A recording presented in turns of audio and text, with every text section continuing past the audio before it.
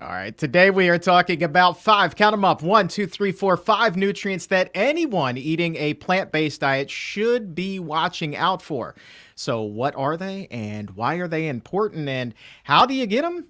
We're about to find out. Welcome to the Exam Room Live, brought to you by the Physicians Committee. Hello, I am the weight loss champion, Chuck Carroll. Thank you so very much for watching in more than 150 countries around the world and making the Exam Room one of the most consumed nutrition podcasts anywhere on the planet. And we do this each and every Wednesday at noon Eastern, 9 a.m. Pacific, right here on YouTube and on Facebook. So set a calendar reminder. You can also follow and subscribe on Apple Podcasts, Spotify, and catch the replay anytime on your time, my friends. Now, let's talk about what we are talking about here today, and that is that research continues to point to a whole food, plant-based diet as being the optimal diet for your health, one that will lower the risk of all of these chronic illnesses and diseases that are literally shaving years off of our life. But the question for so many then becomes, well, look, if you're cutting meat out of your diet, if you're cutting dairy out of your diet, if you're cutting eggs out of your diet, are you also cutting other nutrients out of your diet?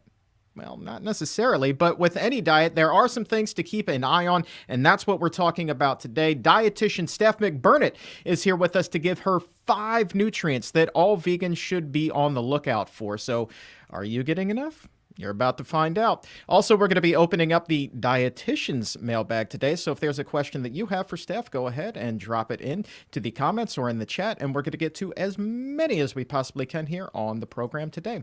And with that, we welcome to the Exam Room Live for the very first time, my colleague, Steph McBurnett. Steph, good to see you. Hi, Chuck. I love being here and I love hanging out with you. So if it takes a podcast invite to hang out, keep sending the invites. It's just how my time is structured these days, but the missus and I would love to have you and yours over at some point. Oh, yes, definitely. All right. We'll do a vegan picnic in the backyard. But let's talk about the 5 nutrients that every vegan should be on the lookout for. I know you're coming armed with a big list. What is your first nutrient to be on the lookout for? So the first one really is for plant-based eaters, right? So it's B12. And I know I'm preaching to the choir here. You've heard it before. So B12 is important for red blood cell formation, for nerve function and production of DNA.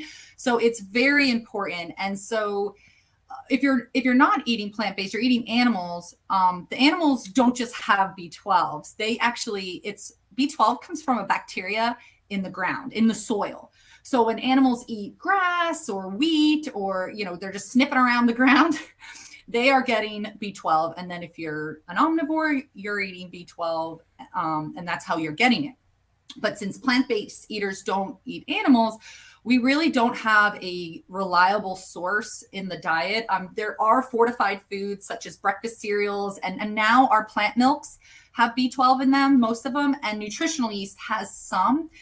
But it's not that reliable. And so we really want to look at a supplement for plant-based eaters. And actually, as a dietitian, I recommend a supplement in B12 for anyone over the age of 50 or anyone who has absorption issues or who are on certain medications such as metformin, or there's a few others. So, and that's because B12 needs stomach acid to actually decouple from protein and be absorbed. So if you have any digestion issues, or as we age, we produce less stomach acid.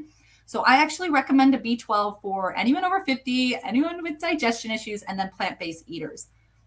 Now B12, the recommended daily amount is very small. It's about 2.4 micrograms.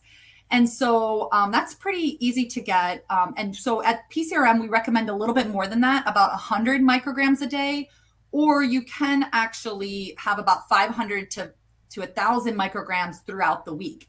And that's because B12 is actually stored in your liver. And so any extra that you consume will get stored for later. So if you're like me and you forget to reorder your supplements and you go a few weeks, you will have some reserve in your liver. And actually, a lot of people who go vegan, they don't take any supplements for the first few years. And that's because B12 can actually be stored in your liver for up to 5 years. So let's say you're kind of a new vegan, you're like, I haven't had any issues with B12. Well, as you could be fine year 2, year 3, all of a sudden you're getting, maybe you're anemic and you don't know why. You're having fatigue, you have muscle weakness, intestinal problems, nerve damage, or just kind of weird things happening, ringing in the ears, mood disturbances. Those could actually be linked to having a low B12. So this is the one that I really say, please, I know you don't want to, I know we eat so healthy and we don't want to take a supplement, but I'm going to have to say B12 is definitely number 1 on my list. B12 is numero uno, but I do know that there are actually a couple of different kinds of B12 out there. We get these questions from exam roomies all the time. Which is the one that you recommend? I think any B12 will work. I'm really happy with any of them. I think as long as you're taking more than the 2.4 micrograms, or as we recommend, 100 micrograms. And if you pick any multivitamin, let's say you don't want to go and get a specific B12, you just want to grab a multivitamin. I looked up just a regular, like a Centrum, Centrum Silver, Centrum Adult. It has 6 micrograms of B12. So you're going to get over the daily amount just by taking a regular multivitamin. And is there a risk with taking too much? I know that this is something Dr. Barnard and I have actually spoken about on the show. It's that they used to really didn't think that there was too much issue if you had B12 levels that were pretty high, but then some other research came out and it was like, you maybe really want to try to aim for that sweet spot. Yes, you can overdo it. And there has been some research that shows that when you go really high in the amounts, you can get digestional issues and other issues. But B12 is one of those. If you're just taking a multi or a supplement, any supplement on the market, even if it's higher than what we recommend, you should be 100% fine. So it's one of those, you don't want to super overdose on it. Like, you can overdo it, but I wouldn't worry about it in that aspect. Fair enough. All right. What's number 2 on your list of 5 here? So number 2 is actually vitamin D. And this really goes out to everyone, not just plant-based eaters. This is for omnivores, because 35 to 40% of US adults are deficient in vitamin D. I mean, that's staggering numbers. Vitamin D is really important for absorption of calcium. It regulates bone growth and it plays a role in immune function. So vitamin D, you can get it from the sun, so the UVB rays. You can get it from supplements, and there is some fortified foods. So, but you really want to, I'm going to push for a supplement on this one, because you want to have a consistent amount.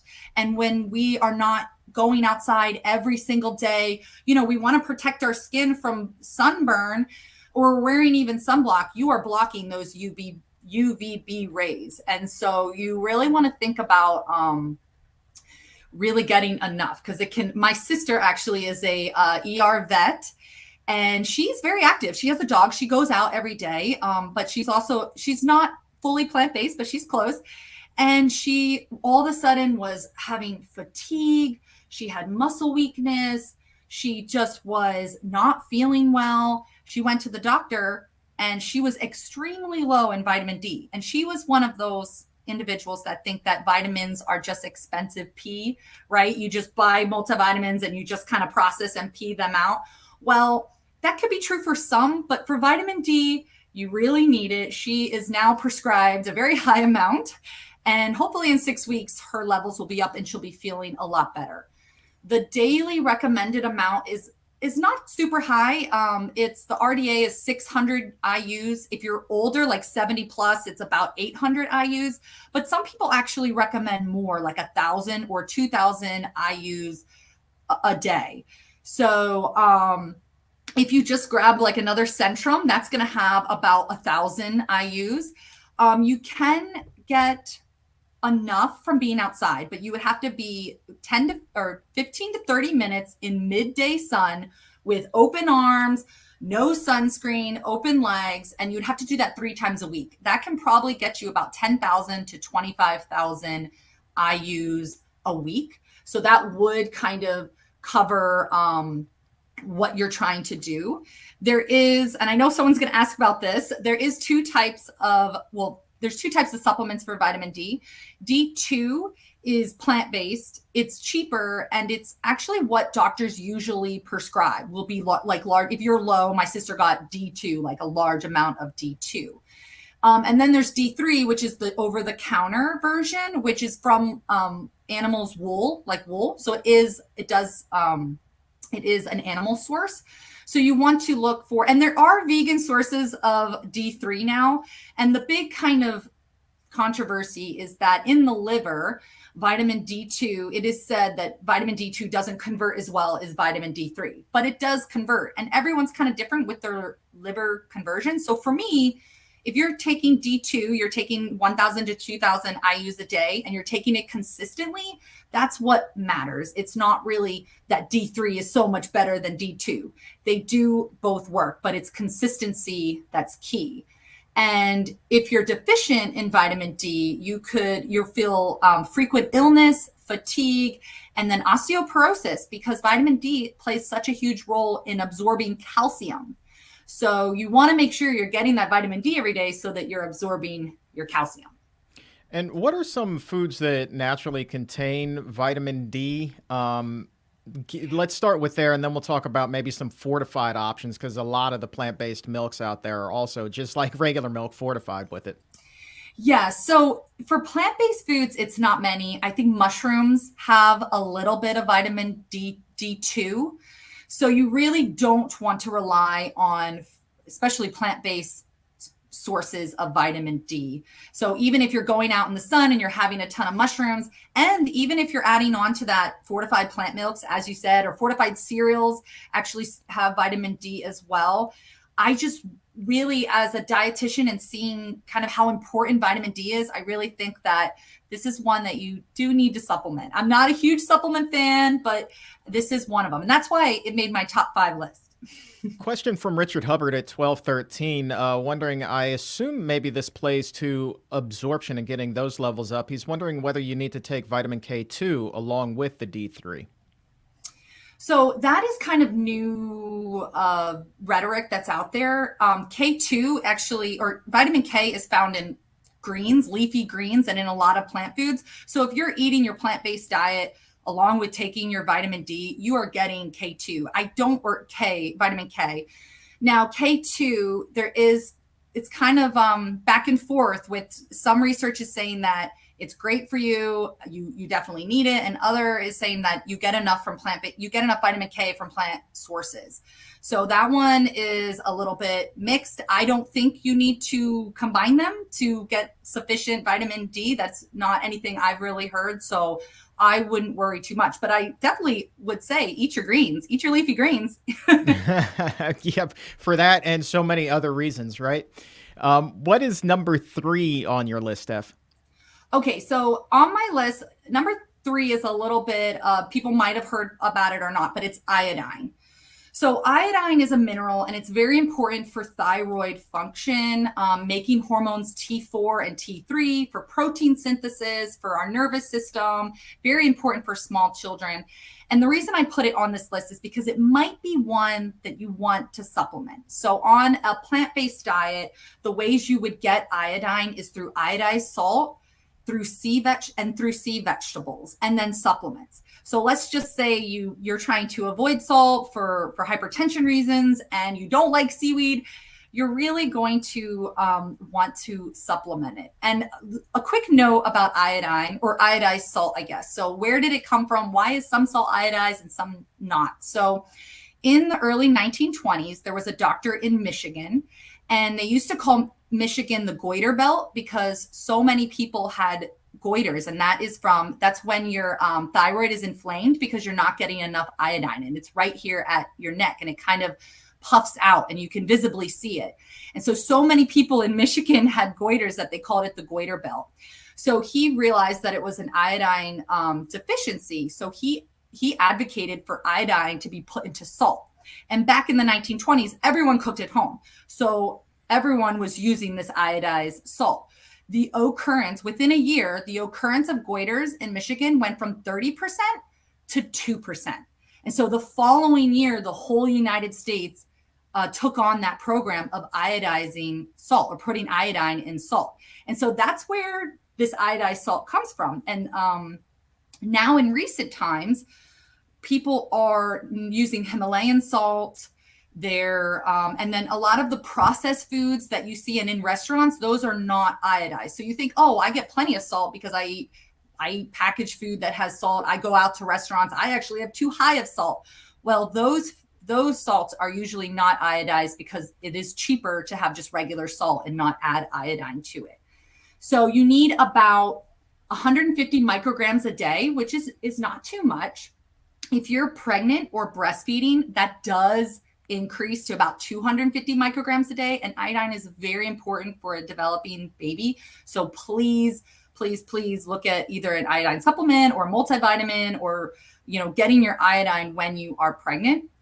So for plant-based eaters, iodized salt, so about 1/4 teaspoon of iodized salt gives you 50% of your RDA. So 50% of, and then if you have vegan sushi throughout the week, or you have some seaweed, there is, I think it's nori, about 5 grams of nori will give you 80% of your daily iodine RDA. Now, there are some sea vegetables that have too high. So kelp, you want to be very careful with kelp, because about a tablespoon of flakes. Now, this is straight kelp, right? If you have it mixed in with like a seasoning, or in your hemp seeds, you have a little bit of kelp flakes in there, I think that is fine to go ahead and eat. But if you're having a full tablespoon of kelp, that will give you 2,000 micrograms, and you will overdo it. And that actually can cause racing heart, fluttering, flushing feeling. You actually can get a goiter from too much iodine. So that is important to note as well.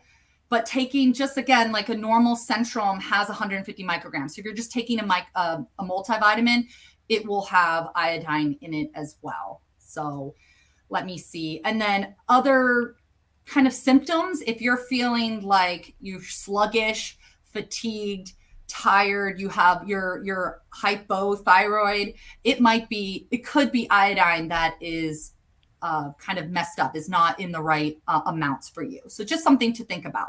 And for plant-based eaters, I want us to be as healthy as possible.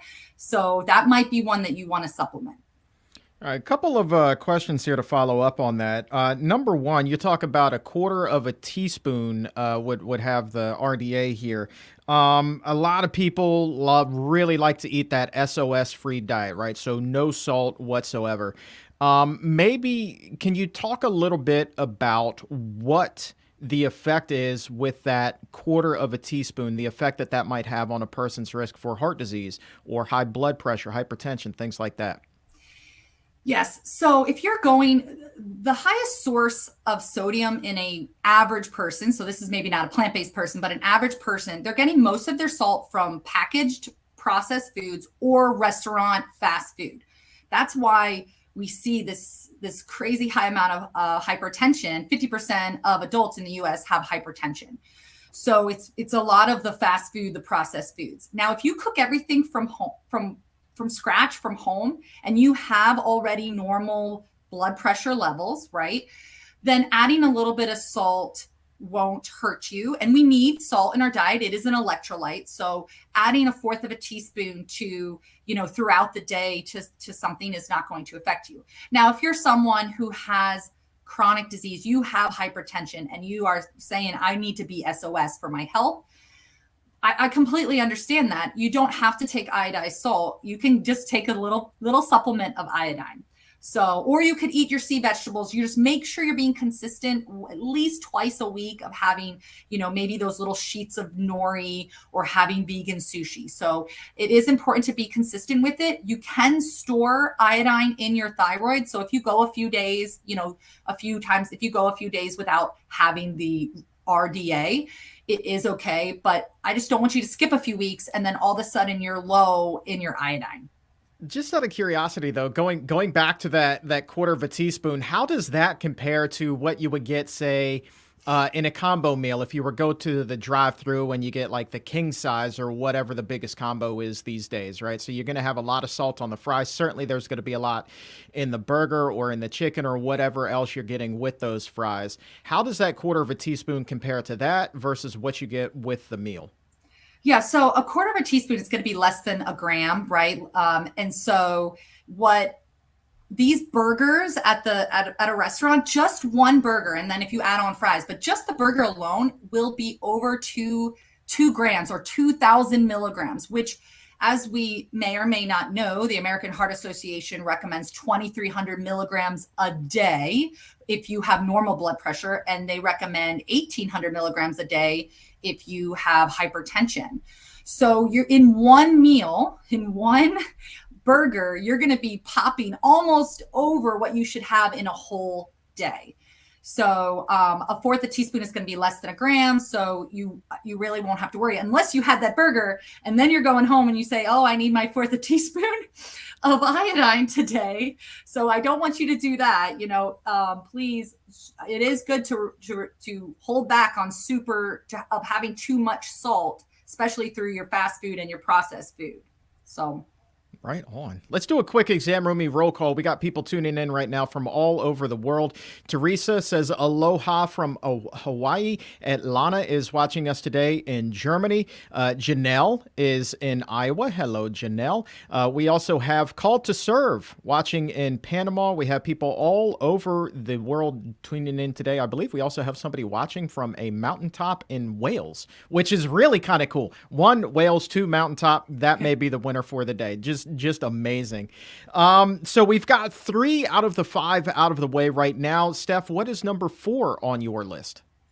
Okay, so number 4, so the top 3 were ones that I really want you to think about possibly supplementing. You got to find out what works for you.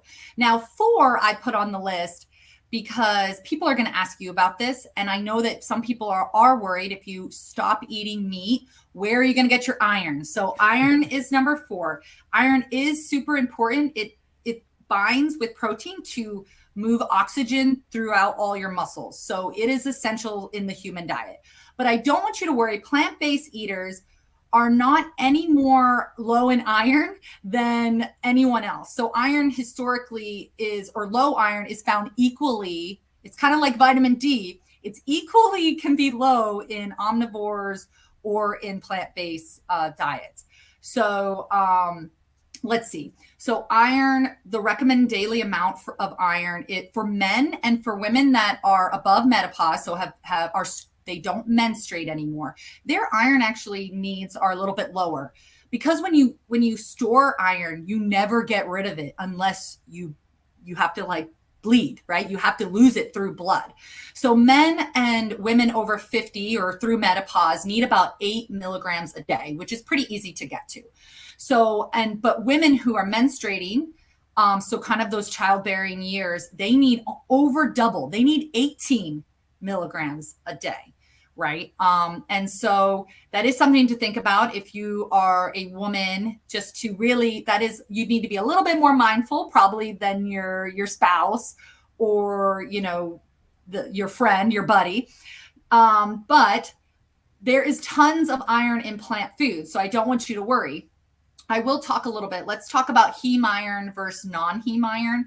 So iron that you get from meat and chicken and any sort of animal product is bound. It's called heme iron because it's bound to heme. It's bound to a protein. So when your body takes it in, it actually can't regulate it. It just kind of says, oh, okay, we're getting more. We'll just keep piling it on. We can't say no because it's attached to this thing that we are using.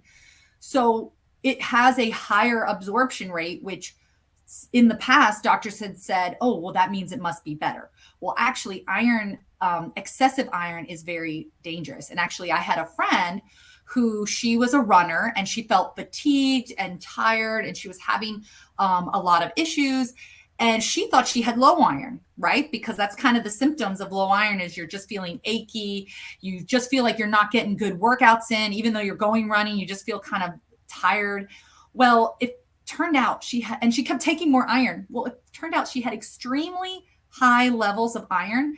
And the only way that she could get back down to normal as quickly as possible is she had to give blood every 6 weeks for 6 months. That was till she could get down into normal levels. And elevated levels of iron cause health risks such as metabolic syndrome, coronary heart disease, stroke, type 2 diabetes, Alzheimer's, Parkinson's, arthritis, cancer, those are all linked to too high of iron amounts. So going back to non-heme iron, going back to plant sources of iron, non-heme iron is actually regulated in our body. So as it comes in, our body goes, oh, if you're a woman, oh, I just had my period, I just menstruated. Okay, iron is coming in and we're taking it because we need it, right? And you can regulate it better. So plant-based sources of iron actually have been deemed healthier because your body can regulate them. And just to go over that, so to increase, so let's say you are a menstruating woman, or you want to, make sure your iron levels are top notch. The plant foods that are very high in iron is you want to think of beans, greens, and whole grains. Now, that's not the only foods.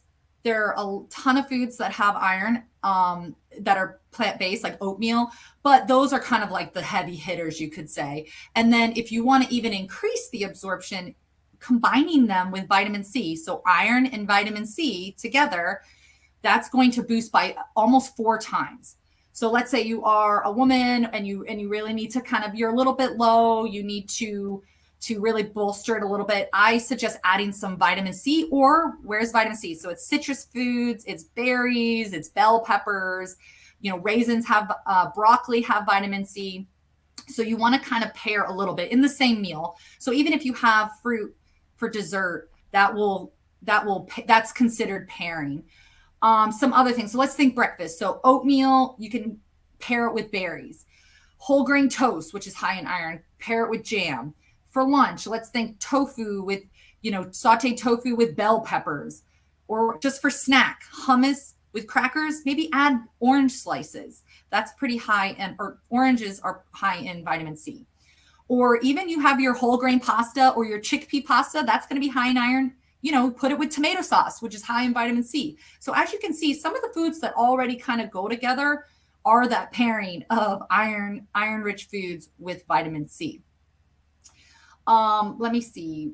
And even multivitamins, the Centrum, like I said, I looked it up, that has 18 micrograms of iron in it. So if you are low, that is an option. If you have low iron and the doctor prescribes you iron, just be cognizant that you might have to go back and reduce the amount because you don't want to have too high of iron amounts. Now, if you are a male or a woman, older woman, and you are like, I'm running low on iron, but Stephanie said that it should be easy for me to reach iron, you might want to talk to your doctor about where would this iron be going. Like I always think to myself, when someone tells me I've had low iron, I go, okay, so have you had a colonoscopy recently? Have you checked your colon? Are you very stressed? Do you have stomach ulcers? Are you a marathon runner? Marathon runners will actually lose blood through their feet because they run so much. So they will have lower iron because of that. So or if you are a childbearing woman or you're menstruating, is your menstruation really heavy and that you're just kind of really bringing down your iron levels. So it is something to think about if you have low iron, to maybe, and that you eat, you're eating your healthy whole food plant-based foods and you're having your fruits like you're supposed to, it might be something to look into getting, kind of looking into it a little bit deeper to see what's going on. Yeah, I like the way that you paired those foods together because I was thinking for something like this, my default is always just to squeeze a little bit of lemon or an orange on top of the salad to help with that iron absorption. But you're like, no, just pair the foods. And I'm like, son of a gun. Like, that's why I love you, because you come with these ideas, Steph. You just come with these ideas. I dig it a lot. I got to ask you real quick before we get to the fifth and final one. We've mentioned multivitamins a number of times here on the show. A lot of exam roomies are like, well, wait a minute. I know that a lot of times we don't like to use supplements. So who is a candidate for needing a multivitamin here? Because a lot of us really do try to eat the rainbow, try to get as many of our nutrients as we possibly can with the food that's on our plate. Yes, I totally understand that. I don't take a multivitamin with every single vitamin under the sun. I'm sure you guys all know that average multivitamin that has 100 things in it. But like I said, I really want you to have a B12. I want you to have a vitamin D, and I want you to think about iodine. And honestly, if you are someone who's not going to go out and get those 3 individual supplements, that's why I brought up the fact that you can as an insurance policy, yes, do you need all those extra vitamins? No, you eat plenty of fruits, you get plenty of vitamin C, you get plenty of niacin, all those different things. But if you're not going to go out, I really would prefer you just to have a small multivitamin to get those 3. I mean, I don't know if, I'm sure some exam roomies won't like that, but kind of you have to think about what you're willing to do. Are you going to go out and have those 3 supplements, or is it easy for you to just get a multivitamin? I will agree with all of you that just getting the individual supplement for these individual ones you might need, vitamin D, B12, iodine, that's the best route, right? But some people aren't going to do that. So I try to think of everyone who comes to my door, right, and talks to me about these. And so I just wanted to have an option for someone else. Do you think someone who is plant-based but is eating a lot of those ultra-processed frozen plant-based foods that are quick, they're convenient, are they kind of at the same risk of somebody eating the standard American diet that too is relying on frozen meals, ultra-processed, grab-and-go type of deals in terms of coming up short and with their vitamins and nutrients that they need? Would they then be more likely to need a little bit of supplementation? Definitely. So we have studies now that show, even if it's plant-based, even if it's vegan, but it's junk food vegan, that you are not getting all the benefits. You're really not, you are better off, right? Because you're not getting the cholesterol, and the foods are a little bit lower in salt, and you're not getting kind of the lactose and the hormones from the dairy, right? You are better off, but you are leaving a lot on the table by eating processed junk food as a vegan or as a plant-based person. You will need, you won't be getting potassium, which you find in vegetables, magnesium, all the fiber with different types of fibers, right? So beans and potatoes have resistant starches. Oatmeal has soluble fiber, and the green leafies have the insoluble fiber. You're leaving all that on the table when you're just warming up a burrito, even if it is a vegan one, or if it has vegan cheese, or you're just cooking up a Beyond burger. Now, I'm not going to, say that in a special treat or if you're going over to a friend's house that you're doing something bad by having a Beyond burger, but think about your day to day. You will, definitely, you're just leaving a lot out there. And a lot of those health benefits that you are thinking, oh, I eat 100% plant-based or vegan, I shouldn't have hypertension. Well, if you're still consuming processed food and the vegan fast food, you're going to be consuming a lot of salt and a lot of saturated fat, even if it is from coconuts and not from lard. So you're still going to struggle with some of those issues. So the more plants, the better. All right, so we've got B12, we've got iron, we've got D, we've got iodine. That's 4 out of the 5. What is the last one on your 5 nutrients that all vegans should be on the lookout for? Yeah, so this one is not so much of a concern, but it's calcium. And this is because I put this on the list, again, kind of like iron. Everyone's going to look at you and say, you're not having milk. Where do you get your calcium from? And, I want, how are your your bones going to break and stuff like that. So I want you to have a great answer. And I will also say that studies of children and their nutrient profiles, they do find that all children kind of fall below the recommended daily amount for vitamin D and calcium. And vegan children can be on the lower level of that. So I definitely, if you have children who are vegan or plant-based, to just make sure I'm not trying to sound the alarm. I'm just saying, be mindful, think about, just make sure that they're having a wide variety of food, and some of them are higher in calcium. So calcium is not just for strong bones. It's for your teeth. It's for blood clotting. It's for wound healing and maintaining healthy blood pressure. So you do need calcium. You need about 1,000 milligrams a day, or at least that's the RDA in the US. In the UK, interestingly enough, it's lower. It's around 500, 540 milligrams a day. So that could be another kind of reason why children are falling below the recommended daily amounts, because we can play around with why is that number where it is, but it is what it is. The RDA is 1,000 milligrams a day. And historically, people think of calcium with dairy, right? They think, because there's calcium in cow's milk and in human milk and all milk, that people think that if you're not having dairy, you're not getting calcium. And actually, I will say there is a little bit of a myth bust here. Calcium, the amount of calcium you can absorb from dairy is actually pretty low. It's only 32%. Whereas when you look at the plant-based world calcium, which comes from beans and greens and then some fortified foods, you're getting 40 to 65% absorption. So you're getting better absorption from kind of the plant higher calcium foods. Some of the heavy hitters, if you are looking to, bring up your calcium numbers, tofu, calcium set tofu is 512 milligrams a cup. Like that is a lot. Collard greens are very high, 358 milligrams.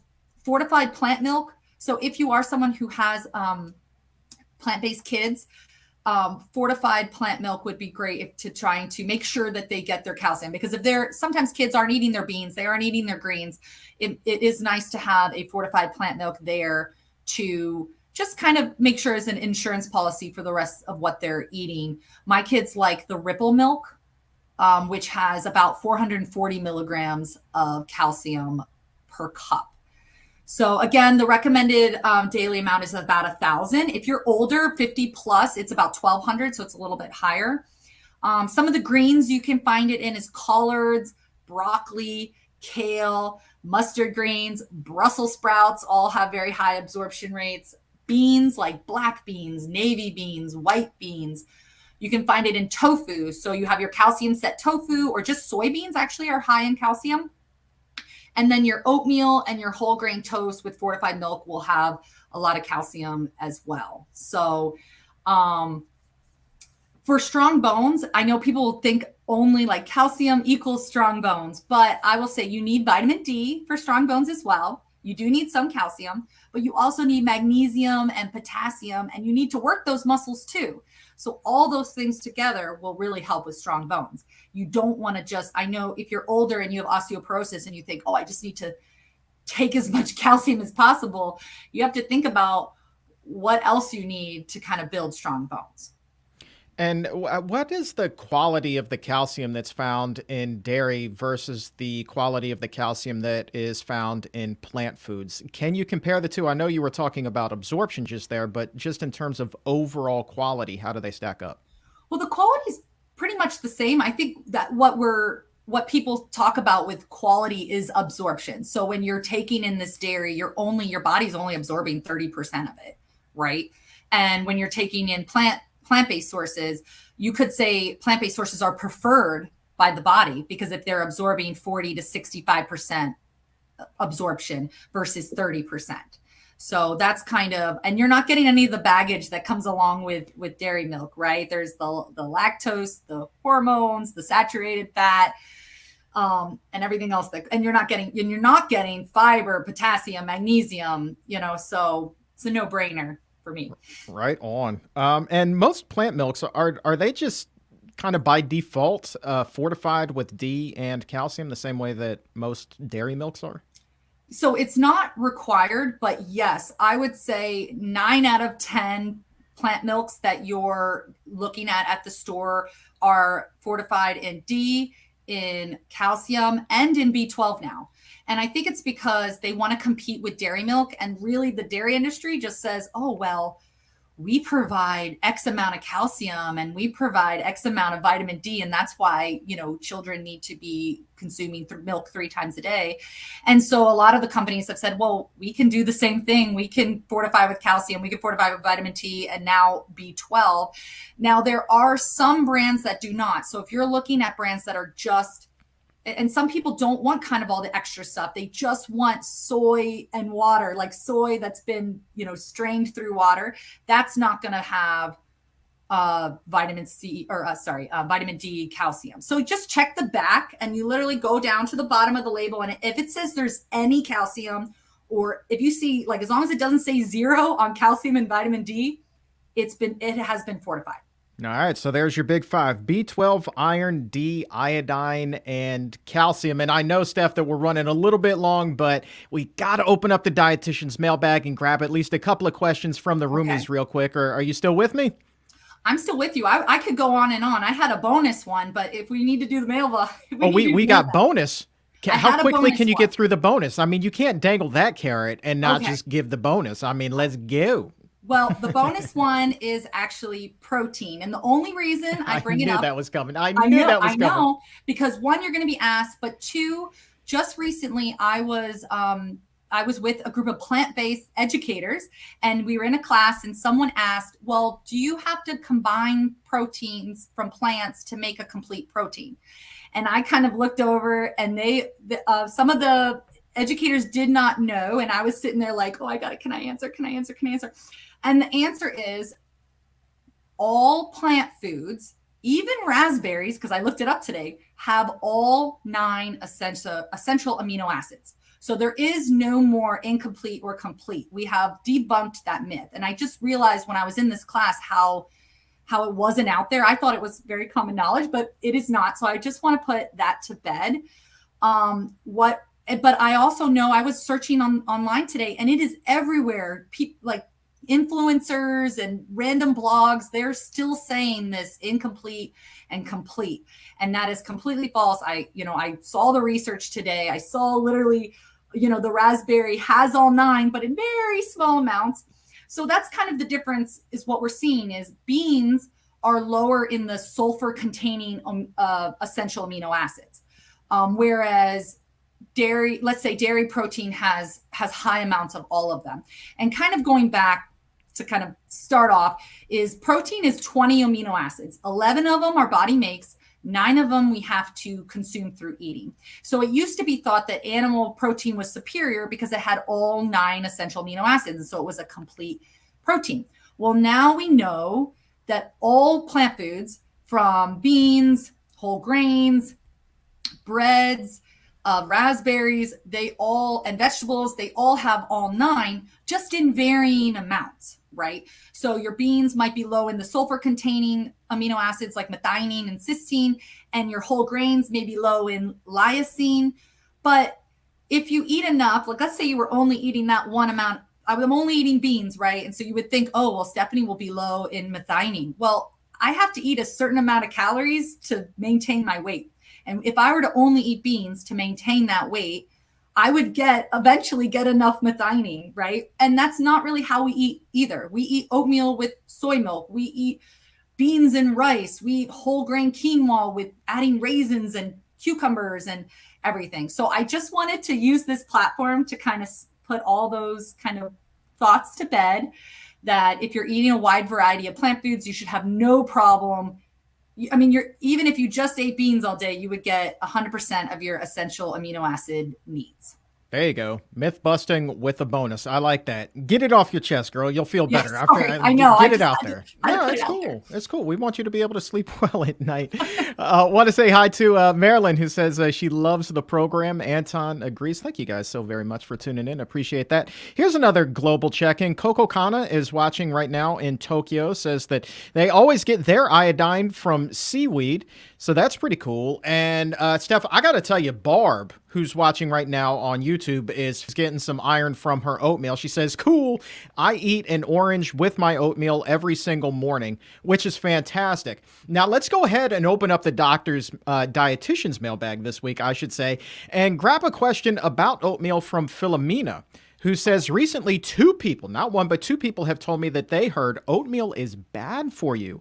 Is there any truth to that? Have you seen anything about this? Honestly, that is something I have not heard. Oatmeal has always been pretty high, even for people who are not plant-based. Oatmeal has actually reduced, because of the insoluble and soluble fiber and the resistant starch. It's super good for you. It has been shown to lower cholesterol. It's filling. I'm not sure where that came from. Maybe they're talking about, maybe it has some gluten in it because I'm not quite sure where that would come from, or if it's not organic. Of course, there's always that tension between if oats are organic or not and how much better they are. I think any oats are better than none, but if you can afford organic, it's always great to kind of vote for less pesticides with your pocketbook. So No, I actually haven't heard that. I am so sorry. I'm going to have to look that up after the show. Let's see here. Devra is excited that you're back on the program. You were talking about tofu being a great source of calcium. They are wondering, calling back to the first time you were on, as far as like 5 ways to get meat out of your diet. They want to know, because you were talking about tofu dogs, what are some of the ones that you enjoy the most, and where do you find them? Yeah, so the ones I use, because when I do buy tofu dogs, it's usually for my kids. They still kind of love that original look of a hot dog. So Smart Dogs is a tofu dog that we buy at the local grocery store, right? Now, it's not going to have cholesterol. It's going to be lower in saturated fat. But remember, there's no fiber in there. So the healthiest hot dog replacement is actually a carrot dog, which tastes pretty good. Once you add all the fixings on top, you can't even tell that it's a carrot. And I know Chuck has talked about carrot dogs a lot on this program. But yes, hot dogs, real hot dogs are, I mean, those are really bad for your health. The just being a processed food. If you could have that is like the most processed meat that you can get. So I please recommend any way you can stay away from that, please do. So the Smart Dogs at the local Safeway is what I use. The smart dogs, right? You want to be a smart dog just like the tofu dogs. Yeah, they have great labeling. Hey, let's share a couple of quick health successes here before we wrap up today. I want to say congrats to Ada, who's watching right now in Montreal. Says, love your show. Glad to be catching you live. Been vegan for a few years, and I can't see any other way. It is the best. She says, I'm 40 and healthy and definitely a happy herbivore. Now, not to be outdone, here comes Rich S. I'm 72. I'm a bodybuilder. I put on plenty of muscle and get all the protein I need through my diet. I do take B12, D3, zinc, and some iron, as well as vitamin C and iodine. Vegan for 5 years with 3, count them, 3 big bulging biceps. So Rich S, 72 and a bodybuilder and vegan. My friends, that is what we call goals. Yeah, 72 body rich, my man. You're going to have to expand on that, man, because that's, whoo, you got me thinking about the future. How long are you in the gym is my question. Yeah, how many hours at the gym does that take? Yeah, are you lifting heavy? Are you lifting for tone? What are you doing, Rich? Fill us in, buddy. Let's see here, and let's get one more question in here really quickly. Richard says, can't wait to see the exam room live in New York City. Rich Hubbard, dude, can't wait to see you too. That's happening on July 12th at the Museum of the City of New York. Dr. Neal Barnard is going to be there with me, along with Rip Esselstyn, Mr. Plantstrong. He's going to be there, and Dr. Robert Ostfeld. Tickets are on sale now, pcrm.org/events, or click that link that is in the show description right now. Would love to see you there. We sold out LA. New York probably going to sell out as well, so lock your seats in today. July 12th, New York City at the Museum of the City of New York. Big night, all about heart health and you and lowering your risk of the leading cause of death in the United States. You know, it amazes me, Steph, that 80% of heart disease cases are preventable, and yet it is the number one cause of death in the United States by a wide margin. It's insane. And it's crazy that you can do, I mean, I would say simple changes to your diet to kind of bring down those numbers. So it's pretty wild, but you know what? The information's getting out there. I'm getting excited. I think the American Heart Association is really getting on board with, lowering saturated fat from these these animal products. So I'm thinking positively. All right. I like the optimism. I think we are too. I think at some point we're going to just reach that breaking point where people are going to wake up and be like, the way that we're going just is not sustainable for so many different reasons, our health being chief among that. And so we just need to do things differently. And if you go in this direction, the plant-based direction, I'm telling you, from my personal experience, can't speak for anybody else, but I know that there were a lot of great stories that were shared in the chat today. But this is the way to go. I've never been healthier, never been happier.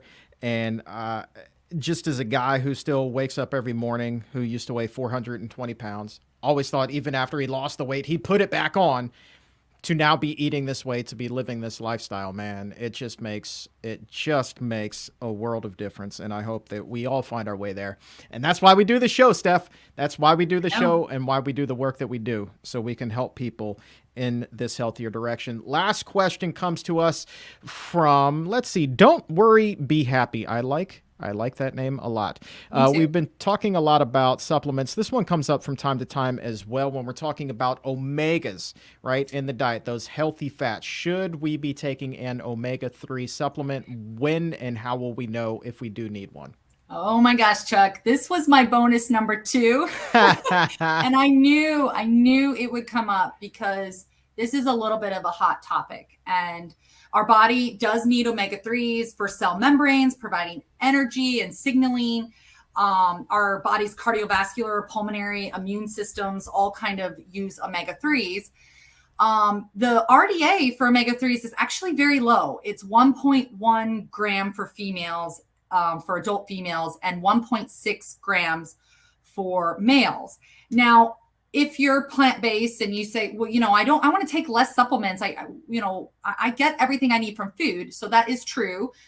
You can do that with omega-3s. So omega-3s are ALAs, which I'm sure everyone has kind of heard these, DHA and EPA, right? So DHA and EPA you can get historically from fish, but fish get it from algae. So you can get algae supplements of the EPA and DHA, right? But if you wanted to go kind of more whole foods, chia seeds, flax seeds, and walnuts and nuts and seeds have ALA that then gets converted in the liver to EPA and DHA. Now, there is some there is some research out there that shows that the conversion rate of ALA to DHA and EPA is kind of, it's hit or miss with each person, right? Each person, some people can convert it very well and some people cannot. So you can kind of decide for yourself first of all, do you need to supplement omega-3? I do not think you need to, right? As long as you're eating a wide variety, because there's omega-3s actually in fruits and vegetables. So you really, as long as you're eating, edamame, kale, kidney beans, they all have omega-3s as well. So I don't think you need to supplement. But if you are someone who you really want to be on top of it because you've heard that it's great for brain health, it's great for Alzheimer's. But you don't want to supplement with the algae version of omega-3s, just 1 tablespoon of chia seeds gives you 2.5 grams. So remember, males needed 1.6 grams. So it's already over the amount of the adequate intake that the government puts out, that National Institute of Health put out. 1 tablespoon of flaxseed gives you 2.3 grams. 1 tablespoon of walnuts gives you 1.4 grams. So really, as long as you have, have an almond, have almonds with your oatmeal, or have some flaxseed on top of your oatmeal, because flax seeds are also really good for breast cancer reduction. And really, they have great, chia seeds are high in protein as well. So these are all really healthy foods already. So if you are kind of like, oh, do I need to take omega-3? Well, you can find food sources that will convert to DHA and EPA. Now you can check this at the doctors. You can ask them, say, hey, can you check my blood for omega-3 levels? And if they come back and say, you're fine with whatever you're eating right now, if you're not supplementing and you're having flax every day, you're fine, you're good. Now, if it comes back and says, okay, you're a little low, then maybe you either try to bring in these, chia seeds, flax seeds, walnuts, or just kind of eat more of edamame, kale, just eat your fresh foods. You can do that too. Or if you want to supplement with an algae-based like algae oil. I will say that fish oil pills do have some negative research linked to prostate cancer. So that's what I'm saying. Like sometimes omega-3s, the research is kind of mixed. Like sometimes it shows negative outcomes and sometimes positive, but it's the fish oil is linked to the prostate cancer. So, or increase in prostate cancer incidence. So anyway, sorry. Yeah, that was a bonus one. Oh, Chuck, you're muted. Oh, I don't know how that happened. You came to play today, my friend. You just got all the answers, man. I was digging that. And that was a question off of the top, man. That was fantastic. Now, here's the deal. I was going to go right to the close, to be perfectly honest with you, but we got an answer from Rich about the workout. So get your notepads out, right? Shout out SAG after. Get your notepads out and take these notes. This is how you can be a bodybuilder at 72. Rich says, I work out only 3 times a week for about an hour, plus 25 minutes on the Stairmaster at an intensity of 8. He says, I eat correctly on the days that I don't work out as well, and I go for hikes. He says, it doesn't take that long to build up muscle and keep your muscle, but you just have to do it. So there it is. It boils down to really easy things and just doing them. Rich at 72 is a prime example. Rich, hashtag goals, my friend. This next sip of Joe is for you. My friend, that is fantastic. And Steph, you have been fantastic today. Thank you so very much for being here. No, thank you. I had so much fun. You know, I love talking. So anytime, Chuck. I got you. Next time I'm on vacation. All right. We're just going to put you in the captain seat. Hey. All right. All right. Don't tempt me with a good time. Nah. You got to do it. All right. Many, many thanks again to Steph for being here and to the crew behind the scenes for making the magic happen. Thank you guys. And to you exam roomies for all of your wonderful questions and hanging out and raising our health IQs literally all around the world, from Tokyo, Japan to the mountaintops of Wales. Do appreciate you guys from the bottom of my heart. And for everybody here at the Physicians Committee, I am the weight loss champion, Chuck Carroll. We will talk to you again very soon, but until then, keep it plant-based.